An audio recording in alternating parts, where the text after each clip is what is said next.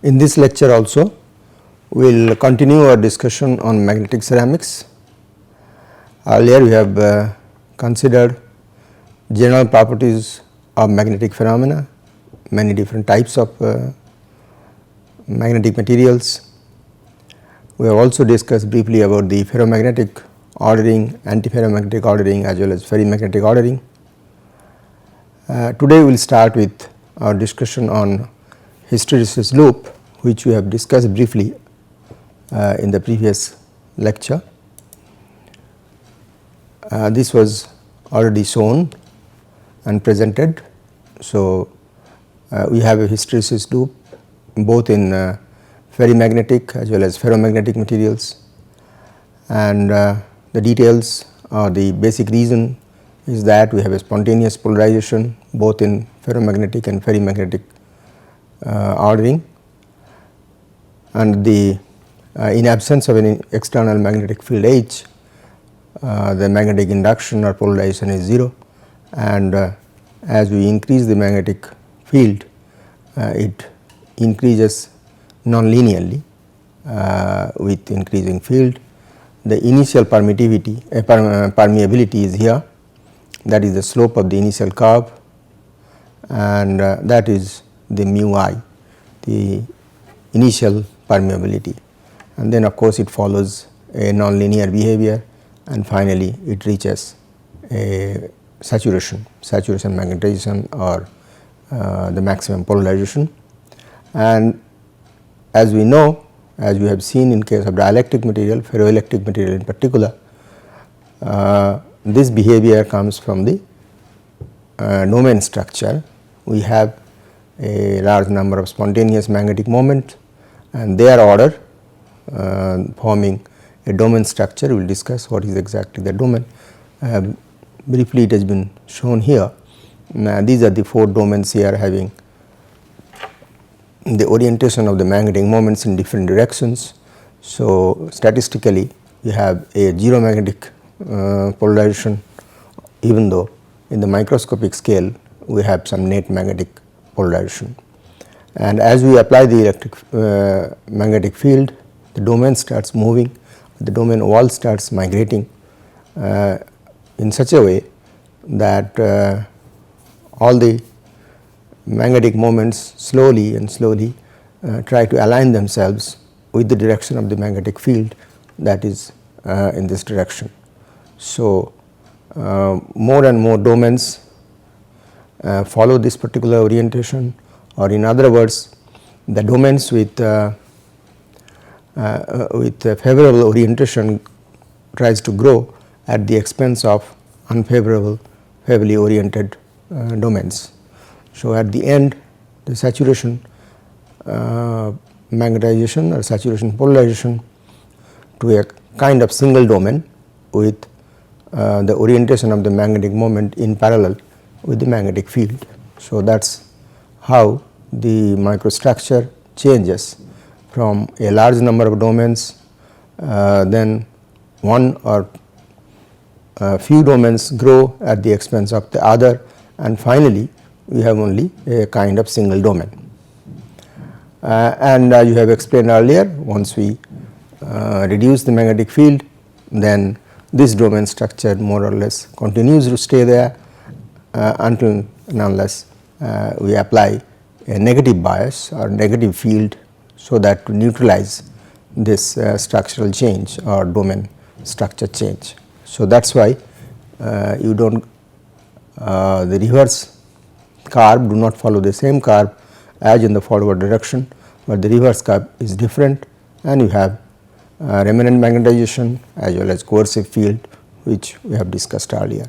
So, primarily it is the domain wall movement which is responsible for the ferroelectric the ferromagnetic or the antiferromagnetic hysteresis curve. With this we go to the what is exactly a domain structure, how much details we know about the domain structure. This is the kind of domain structure we have. For example, this is a single domain, the whole material, this is the material in which only one magnetic direction is there, only one direction, all the moments are aligned in a particular direction.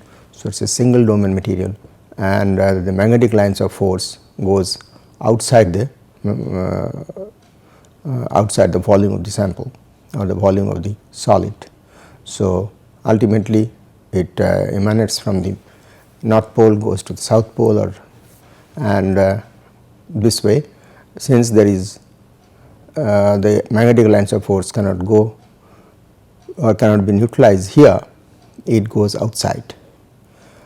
Next one is a two domain structure, in which on the left we have one domain, on the right another domain, and one can see the left one is the magnetic moment is pointing upwards, whereas the right one, the magnetic domain or magnetic moment, the resultant magnetic moment of that particular domain is pointing downwards. So, there is a 180-degree rotation, and there is some lines of force outside this solid, outside the sample, but the number of lines of force has certainly reduced because they have neutralized each other.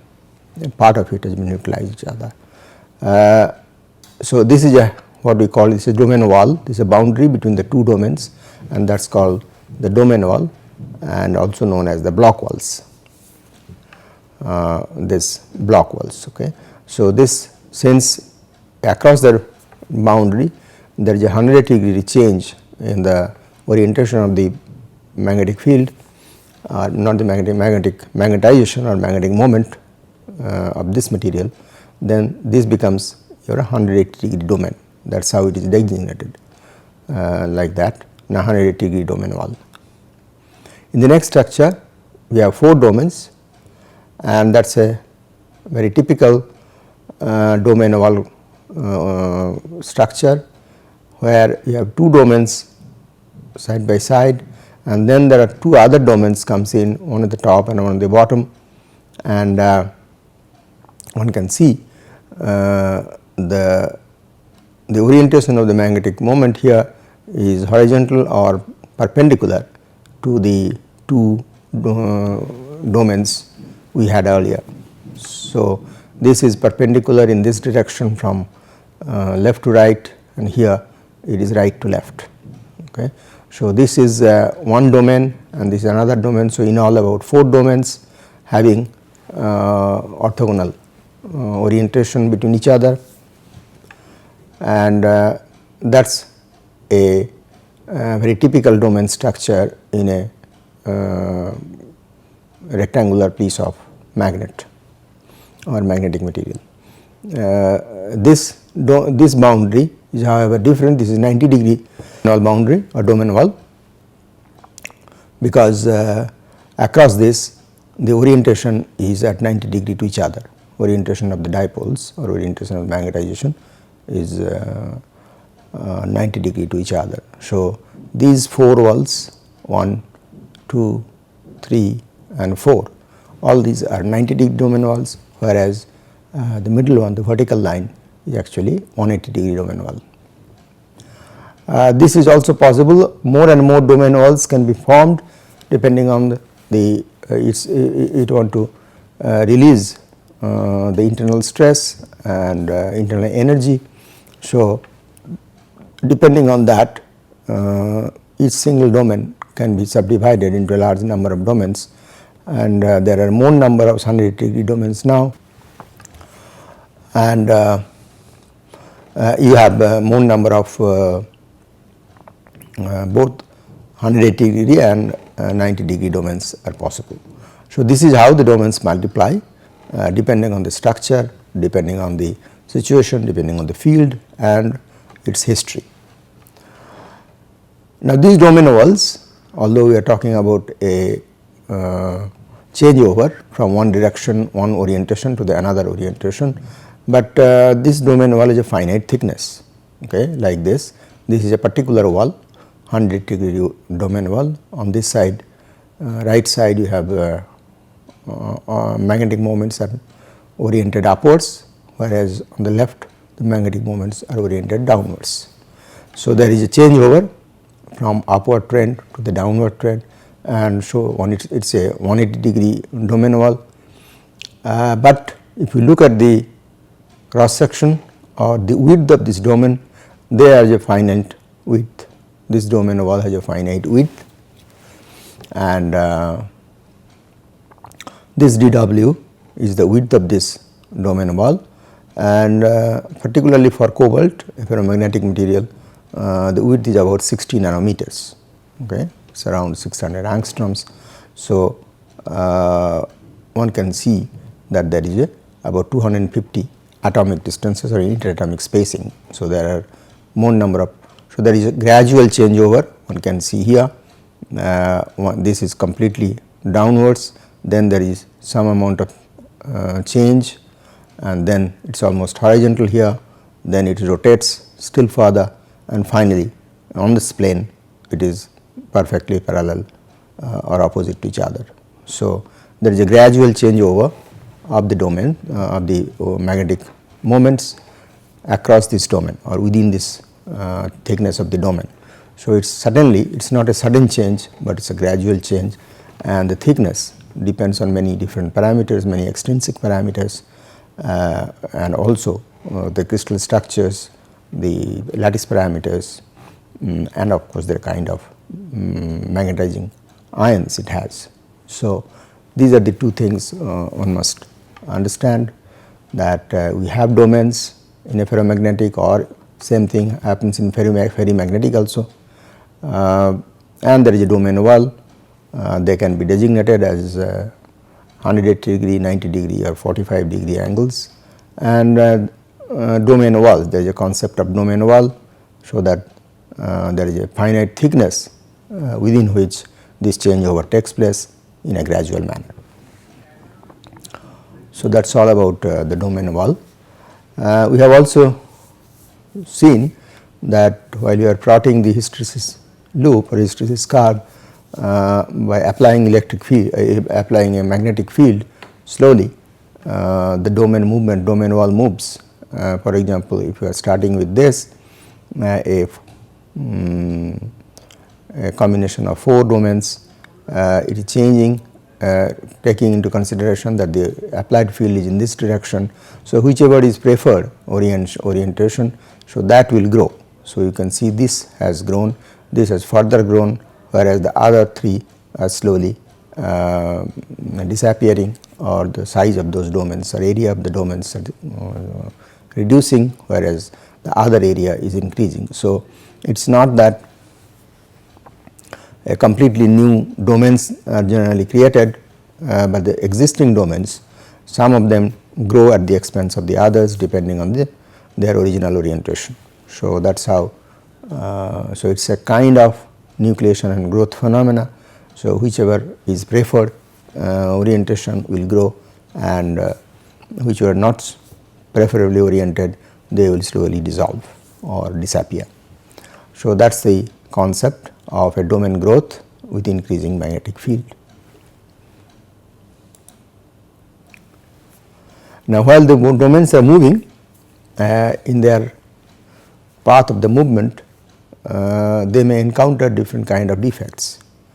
The domains are moving, basically if there is a changeover of the atoms are changing their orientation, and particularly the magnetic moment of those atoms or ions, but in the process as if a wall is moving from one end to the other, and it may encounter, in addition to the normal structure of the normal lattice points or the lattice ions, it may encounter certain point defects which we have discussed earlier. There are point defects, there are line defects, there are surface defects, and so on. So, when such kind of defects are encountered in the path of the movement of the domain wall, they get hindered or they act as an obstacles. So, any presence of lattice defects, either vacancy, interstitial, or a solute atom of a different type, all of them acts as a hindrance to the movement of the domain wall, and domain wall movement is restricted as soon as long as the domain wall movement is restricted, which means that the magnetization is restricted. Okay. So, the magnetization restricted means you need more and more energy to magnetize it. In the reverse manner, when you demagnetize it, the presence of these defects also hinder the reverse movement of the domain wall, and therefore, once they get magnetized, it becomes difficult to demagnetize, or in other words, you need higher coercive field to bring the magnetization in the to the level of 0. So, presence of these lattice defects of different types, whether it is a grain boundary, whether it is point defects, vacancy, interstitial, substitutional ions, all of them have some role to play so far as the domain wall movement is concerned, and this is getting reflected, this gets reflected in the area of the hysteresis curve. So, if we are talking about a very thin hysteresis curve, for some applications if we are looking for a very thin hysteresis curve or a low energy magnetization or demagnetization process, one must have a defect free material, large grain size material, and so on. If you have a fine grain material or a large number of defects already present because of proliferation condition, because of chemical composition and so on, then there is a possibility that the energy required for magnetization and demagnetization becomes large. So, you have a fatter or larger hysteresis curve. So, if you are talking about a permanent magnet, these are very important parameters one is to consider. What should be the total energy content in the material in terms of the BH curve. So, the area under the BH curve is actually measures is a measure of the energy required for magnetization and demagnetization, and how easily one can magnetize it or how quickly one can magnetize it or demagnetize it. So, the presence of the defects including the grain boundaries has a very important role to play while we are preparing the material for a particular application. This is what I have shown you earlier. This also, this is a thinner hysteresis curve, is a thicker hysteresis curve or wider hysteresis curve, which means higher energy needed for magnetization as well as demagnetization, and this needs a very low field as well as low energy, and the energy content of the material is also low. So, with very small fields, very small magnetic field generated, one can magnetize it or saturate it or completely desaturate it like this.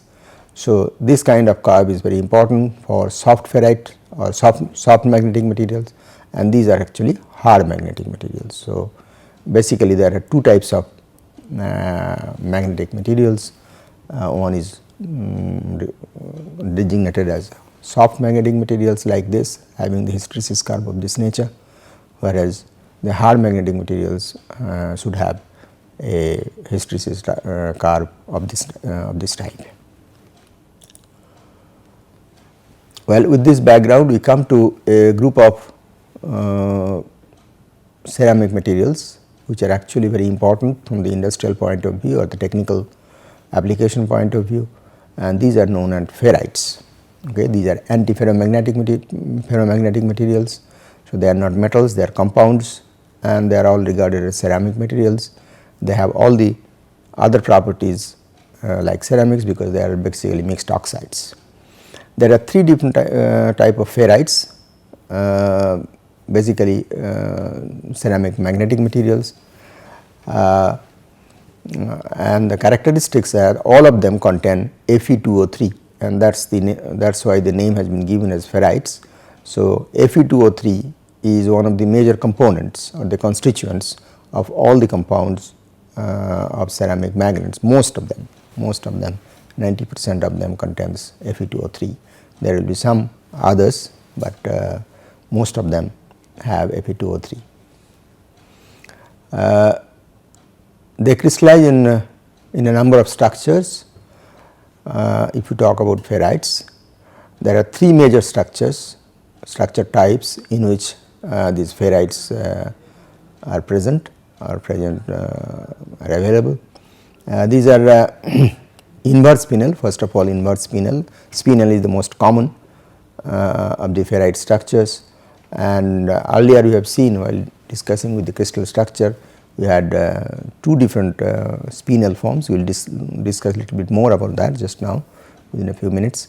One is the normal spinel, another is the inverse spinel. The normal spinel structure, or this particular name has been given from the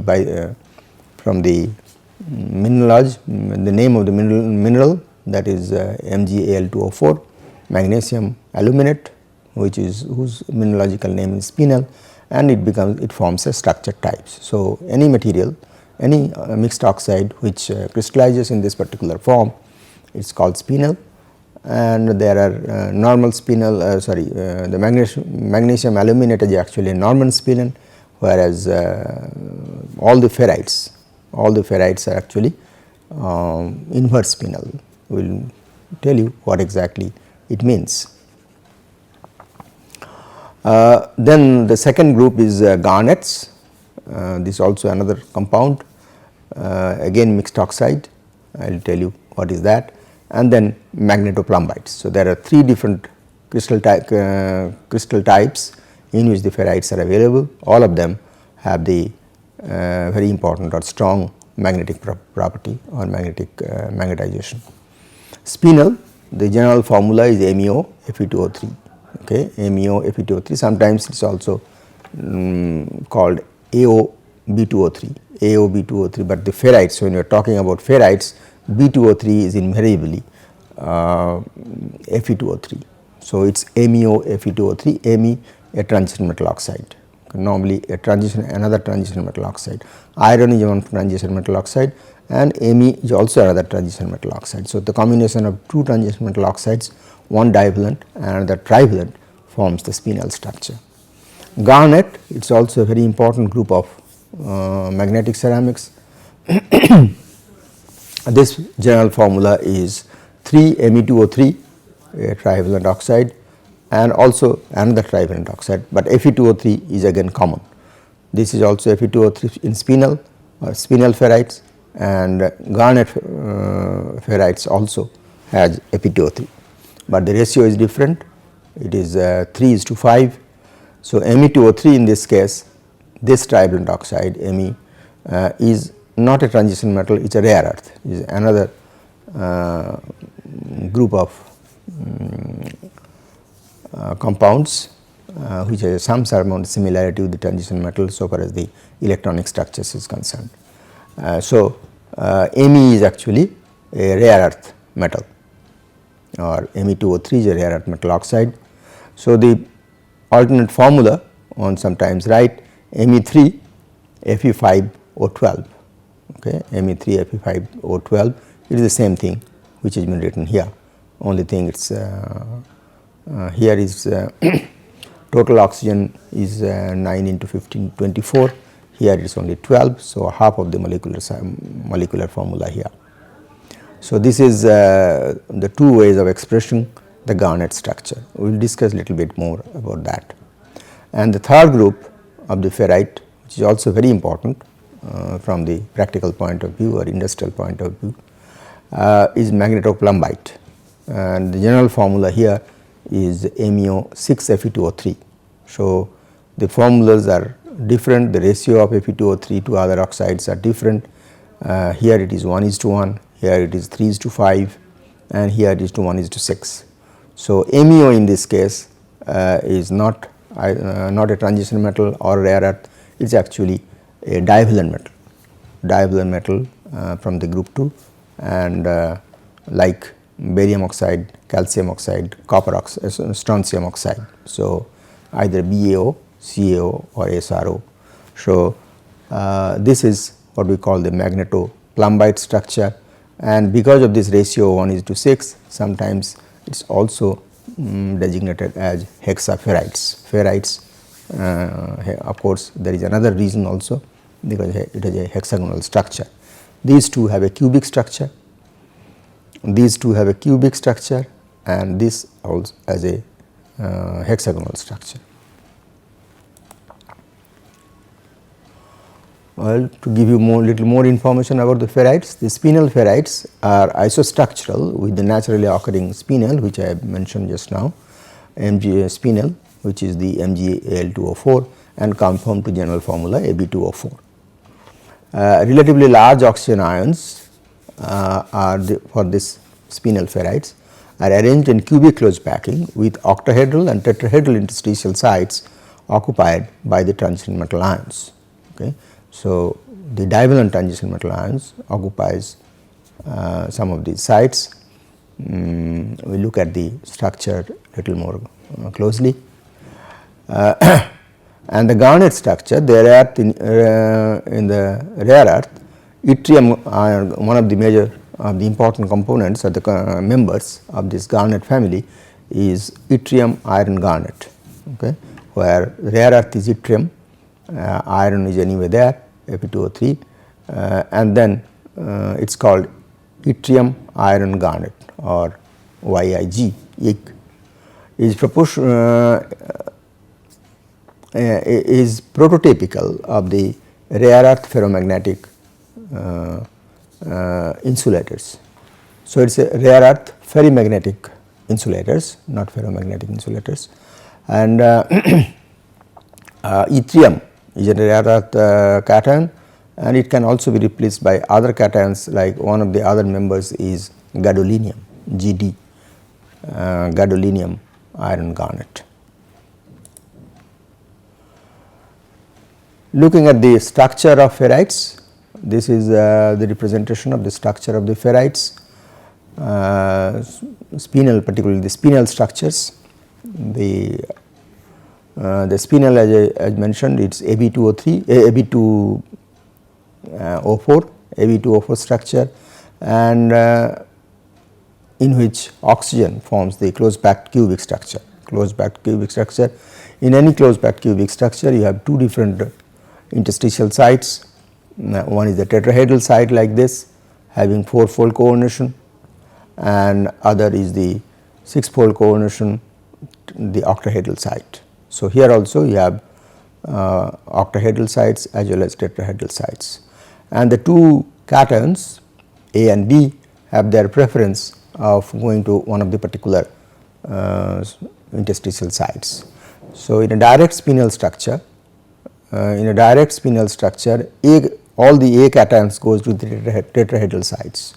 So, A plus A2 plus goes to the tetrahedral sites, shown here as a second bracket, and the square bracket here represents the octahedral site. So, this represents the tetrahedral site and this represents the octahedral site. So, the Fe3 plus ions in a ferrite, of course, ferrite has an inverse spinel. If you are talking about normal spinel like MgAl2O4, so Al has octahedral coordination, so it goes to the octahedral, and Mg2 plus goes to the tetrahedral sites. That is the description of the spinel in direct spinel. In inverse spinel, it changes out of the two B3 plus cations, one goes to the tetrahedral site and another remains in the octahedral site, whereas all the A sites all the A cations or 2 plus cations comes to the octahedral site. So, that is the redistribution happens, and that is the typical of what we call the inverse spinel. Incidentally, all ferrites containing Fe2O3, which we have discussed just now, crystallizes in the inverse spinel structure. So, ferrites means inverse spinel structure, not the direct spinel structure. So, this is the octahedral distribution of the blue ones are the oxygen, and this is B cation in case of direct spinel, and both A and B cations in case of inverse spinel, whereas in the tetrahedral side you have only either A cation or B cation, both are depending on whether it is direct or inverse. Now, since we have talked about that it is a general formula Ab2O4 type, A sites is here, or in ferrite structures, if you are talking about ferrites, cubic ferrites, we have MEO and Fe2O3. So, both Fe and Me in principle can be substituted by other cations. So, if you are talking about the A site, Me site, it is 2 plus basically, they can be substituted by large number of different divalent cations. Some of them are non-magnetic, they do not have a magnetic moment, whereas depending on the unpaired electrons, there is no unpaired electron, so no magnetic moment. So, these are some of these cations like zinc 2 plus, magnesium 2 plus or barium 2 plus, they can go into the substance, but they do not have the magnetic moment, whereas other magnetic cations like Mn2 plus, Ni2 plus, CO2 plus or even Fe2 plus. The other site is Fe3 plus, but this site can also have Fe2 plus as in as for example in Fe3O4. So, Fe3O4 is basically a combination of FeO and Fe2O3. So, that way this site A site can have Fe2 plus as well. So, these are magnetic substitution by magnetic cations, and these are substitution by non-magnetic cations. Similarly, in the B site, Fe3 plus site, you have one chromium is magnetic and aluminum is non-magnetic. So, these are possibilities. So, there are isostructural, what we call the isostructural substitution, the extensive isostructural substitution is possible in case of spinel ferrites. And correspondingly, you have different properties, different compounds, both magnetic properties and as well as other physical properties. Now, let us look at two other structures which we have just mentioned. Garnet structure 3 Me2O3, 5 Fe2O3, or in other words one can write Me3 Fe5O12. Me, as I mentioned, a rare earth ion which may be yttrium or sometimes gadolinium, both are normally used. Now, the way the structure is represented here, the structural sites can be called P, Q and R. So, these are 3 different interstitial sites in this. Okay. In this case also there are a large number of oxygen ions compared to 4 oxygen ions there. We have 12 oxygen ions here in the formula, and you have again it forms a cubic closed packed structure, and there are it is not exactly a closed packed structure, but cubic symmetry. So, there are 3 different kind of interstitial sites. Okay. Earlier you have seen there are 2 interstitial sites, one is tetrahedral and octahedral. Here there is an additional interstitial sites which has a 8-fold coordination, it is called dodecahedral coordination, and particularly the rare earth ion goes and sits in that. So, in addition to the other tangent metal cations, Fe3 plus particularly, the rare earth ion has a different coordination. So, it is not a 4-fold coordination, it is not a 6-fold coordination, it is actually a 8-fold coordination of the oxygen ions. So, we have an additional interstitial sites here, and they are sometimes also designated as C site, A site and D site. P cations, that is primarily the yttrium or the rare earths, goes and have an 8-fold coordination and is called sometimes C site.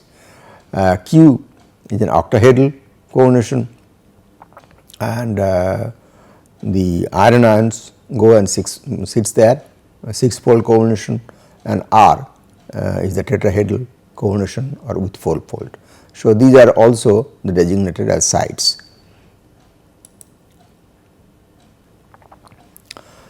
Okay. One of the reason we have discussed earlier, in a ferrimagnetic ordering, there is antiparallel ordering. Okay. The atoms, the magnetic moments of the neighboring atoms have an antiparallel ordering, but as because that the magnitude of the magnetic moments are different, so we still have, they do not cancel each other, unlike in an antiferromagnetic material, where the because of the antiparallel ordering and the magnitudes becoming same, the net magnetic moment is 0, whereas in ferrimagnetic material, the spinel structure either in spinel or in garnet or as also in hexaferrites or magnetoplumbites, you have a unequal magnetic moments which have antiparallel orientation, and because of this antiparallel orientation we have always a net magnetic moment in a particular structure or in a particular formula. That is what it also happens in case of magnetic garnets. Instead of 2 sites, we have 3 sites, A, D and C sites. So, their magnetic moments are different. So, A and C are parallelly oriented, whether both of them are antiparallelly oriented with D. Okay. D is the tetrahedral site. So, that is the origin, and that net moment, there is a net finite moment or finite magnetic moment which comes, and so it becomes a magnetic material as such. So, just like any other ferrimagnetic material. So, garnet structure is also very important from the point of view of ceramic magnets. The other one is in hexaferrite. Well, the details are not fully there, except that they have a hexagonal symmetry, and the formula we have already discussed. The compounds either barium hexaferrite, calcium hexaferrite or strontium hexaferrite. So, all of them more or less have an identical property. All of them have hexagonal symmetry, unlike spinel and garnet which have cubic symmetry.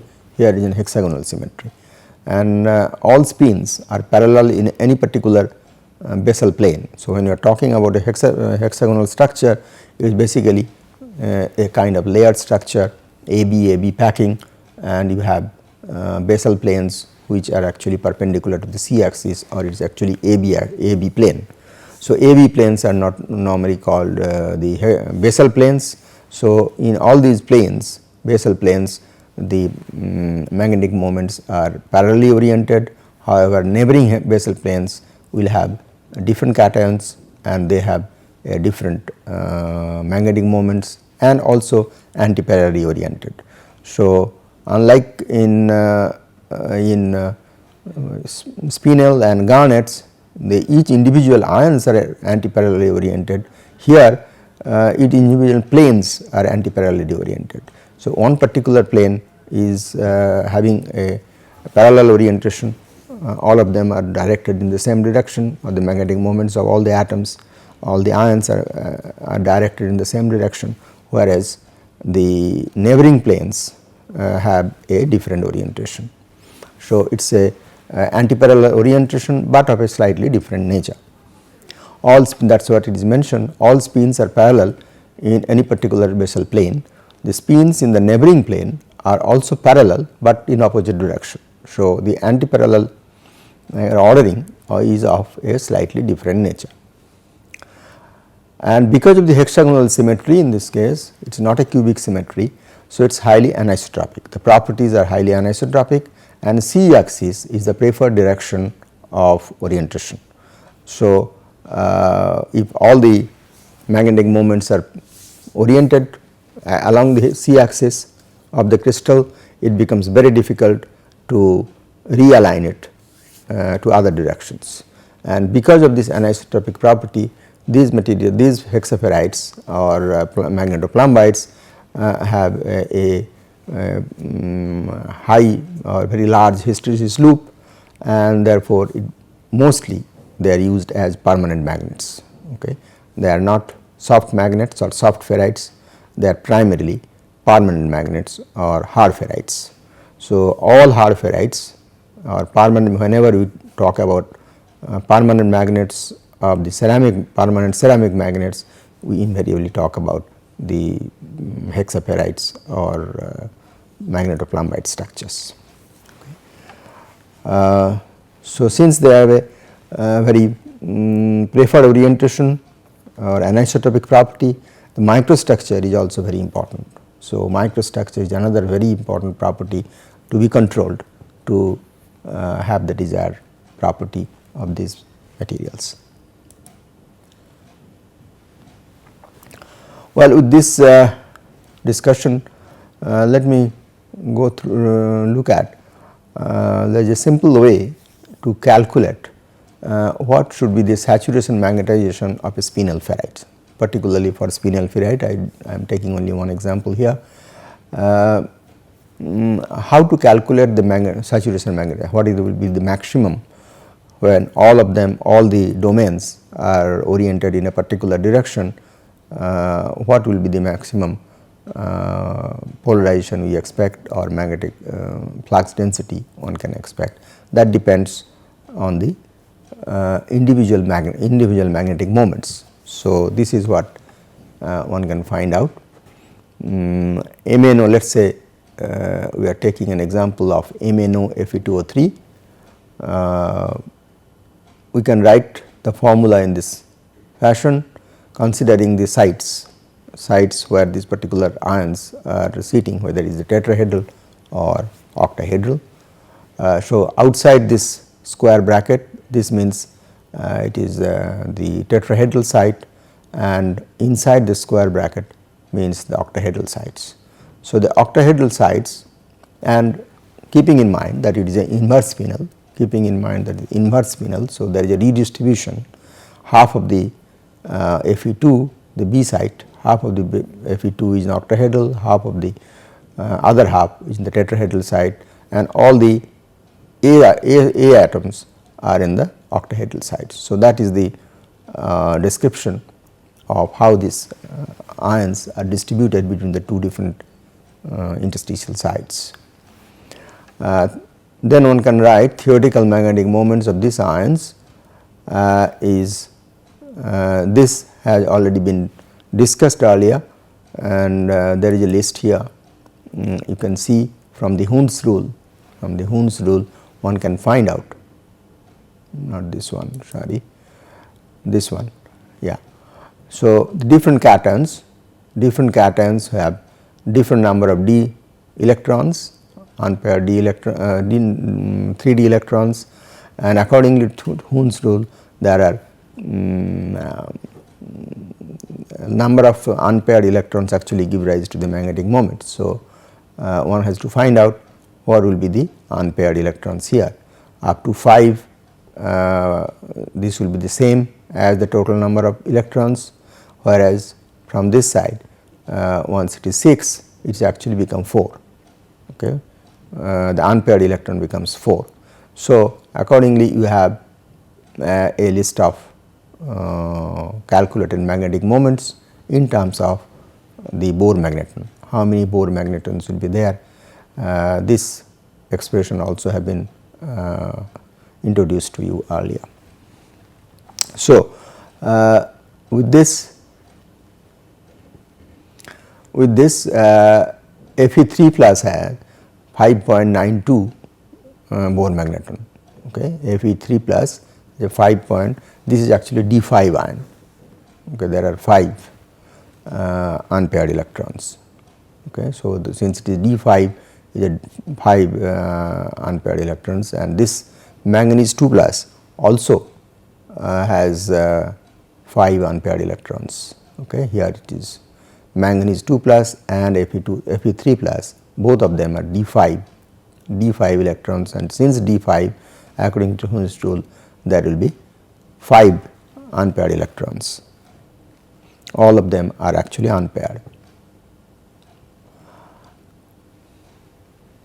So, this is the magnetic moment of this ion and this is the magnetic moment, same in fact, both of them are same. So, the net magnetic moment per formula unit, again theoretical, is because there is an antiparallel coupling or antiparallel ordering, this and this actually cancels each other. Okay. If this is pointing upwards, this should be pointing downwards or vice versa. So, this Fe3 plus and this Fe3 plus actually cancels each other. Okay. So, it is minus 5.92 Bohr magneton and within bracket this is also 5.92 from manganese and this is also 5.92 for the iron. So, ultimately the resultant is 5.92 Bohr magneton. Okay. So, this is a very simple way to calculate what is the expected or theoretical value of the maximum magnetization or magnetic moment you can expect in a structure like this. And so, the experimental value in fact is close to that, but it is slightly different. Instead of 5.92 it actually varies between 4.6 to 5.0. Of course, all these variations are there primarily because of the different external extraneous factors. So, this is one way how to calculate in a very simplified form what is the expected magnetic moment of these kind of systems. Following that, there is a list here, there is a table which has been given here for different kind of ferrites, different system of ferrites. For example, this is zinc ferrite and in fact, this is not a inverse spinel. Okay, it is also, although it is called zinc ferrite, but this is not, does not have a magnetic property because it is a not a inverse spinel, it is a normal spinel and zinc is outside and two Fe2O3s, Fe3s are inside. So, there is hardly any interaction between this side and this side. So, although they have net magnetic moment, but the theoretical value is 0. Okay. They have a antiparallel orientation. This is Fe3 copper ferrite.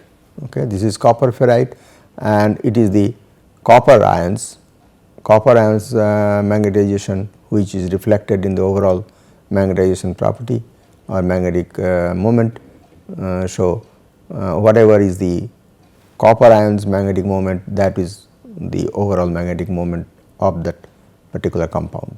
Same thing, this Fe3 and this Fe3 cancel each other and then it is 2.83 here and I will get about 2.4. Fe3 plus, here is cobalt ferrite. Cobalt ferrite is actually again the same thing, it is the magnetic moment of cobalt which gets reflected here. Fe3 plus cancels each other. Fe3 plus, this is magnetite and once again that of Fe2 plus actually gets reflected here. Here it is Fe3 plus and manganese ferrite. So, once again it is the manganese ions magnetic moment which gets reflected here, which is the maximum because this is 3d5. Now, there are many solid solutions, there are many solid solutions here and right, please note that change, please note that change. Fe, this Fe and this Fe will cancel each other because of the antiparallel orientation ordering, whether zinc 2 plus, if we go to the table here, you can see zinc 2 plus is actually a 3d10, zinc 2 plus, copper 2 plus, all of them are the 3d10 element or ion, and therefore, there is no magnetism. Okay. There is no mean magnetic moment, therefore, it is 0, and that is the reason zinc ferrite will have a 0 magnetic moment, and this Fe3 plus and this Fe3 plus will cancel each other. So, that happens in all of them. The Fe3 plus, one atom or one atom is inside, or one ion is inside the or in the octahedral side, the other is the tetrahedral side. So, they cancel always each other because they are in antiparallel ordering. What I was telling is magnesium, this is magnesium ferrite, and we have here magnesium is in the both the sides, inside as well as outside, and that makes a little different here.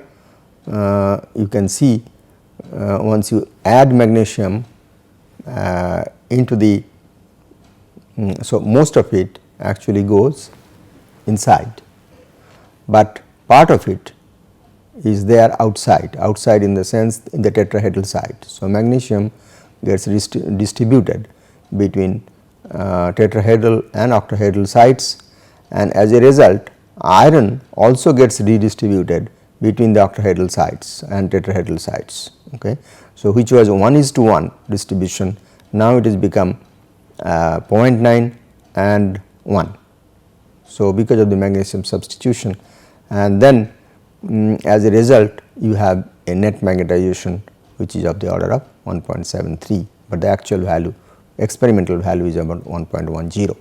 So, this kind of isostructural substitution and looking at the structure itself, one can calculate, one can really predict how much magnetic moment one can expect and what will be the saturation magnetization, right.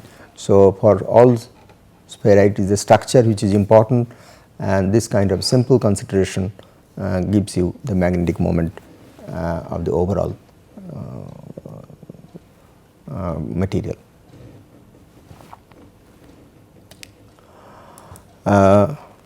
This is just a reference, this was given earlier, and in all these cases you have to remember this is the formula which has been used to arrive at these figures, okay, because there are integers only so far as the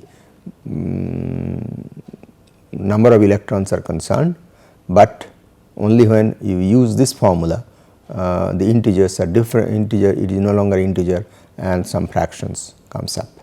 So, this relationship you must also remember.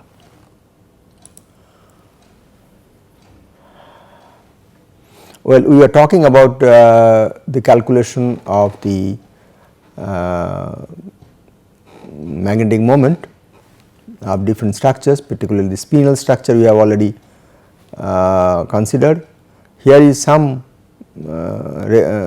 kind of data particularly for the other two types of structures, the hexagonal ferrites or the magnetoplumbites or sometimes magnetoferrites they are called.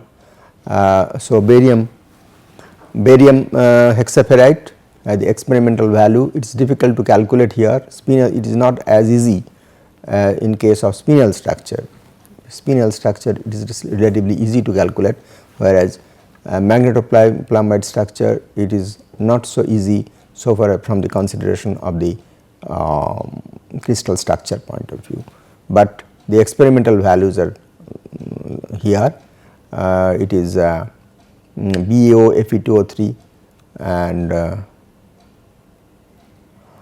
SRO 6 Fe2O3 is 1.1.